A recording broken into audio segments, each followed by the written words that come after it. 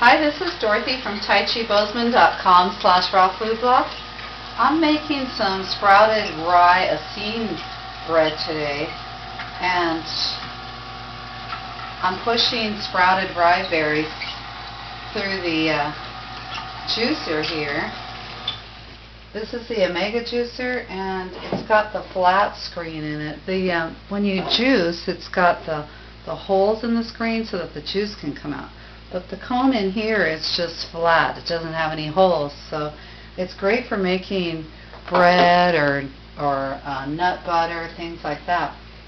And these are sprouted rye berries. When you sprout the rye, it increases like the protein and the fiber and vitamins in it. And the Essene bread we're making is from the sect of Judaism from the 2nd BC to the 1st BC. And it was a staple of the Essenes. So it was a biblical sprouted bread that they would bake on the rocks. So anyway, we soaked these in jars, like these sunflower seeds, and if I didn't have a lid to fit, I put a piece of nylon over the top, which makes a great draining material. And you pour water over the rye berries. This is it's like 3.5 cups of rye berries, and when you sprout it, it becomes 4.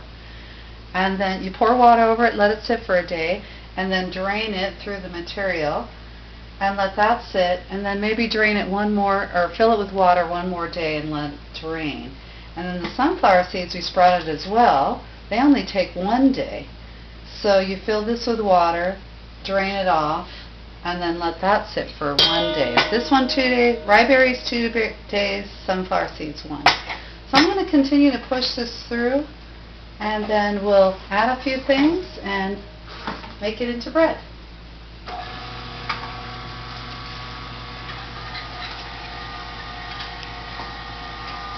Actually, I think I'll add some of the sunflower seeds and mix some of it so you don't have to watch the whole grinding process.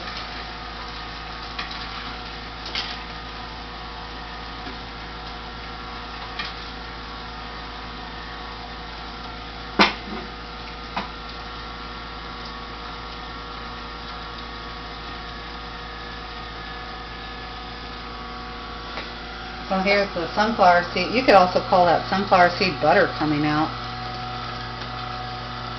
Now at this point you can mix these with anything you want. So this is the sprouted rye, and that's the sprouted sunflower seed butter. And that was 2 cups sunflower seeds. Then we add 2.5 teaspoons of caraway. And caraway has anti-cancer properties, which I didn't realize.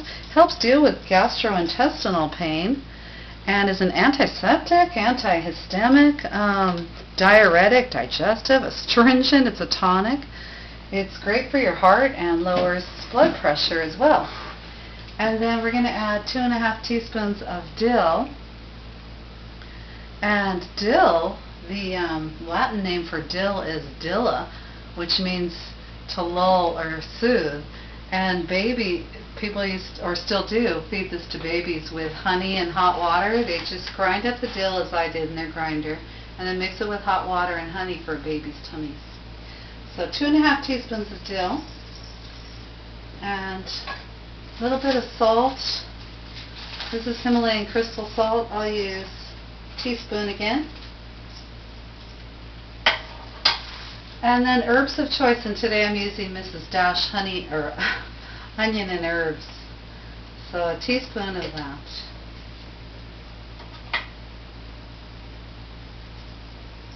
So I will continue grinding this later, but I want to show you what it looks like. Push it together just like regular homemade bread.